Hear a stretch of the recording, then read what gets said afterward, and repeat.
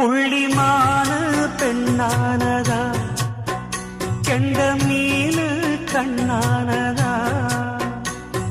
பூ முடிச்சு பொட்டு வச்சு புன்னகையில் தேன் தெளிச்சு பக்கம் ஒரு சொர்க்கம் வருதா.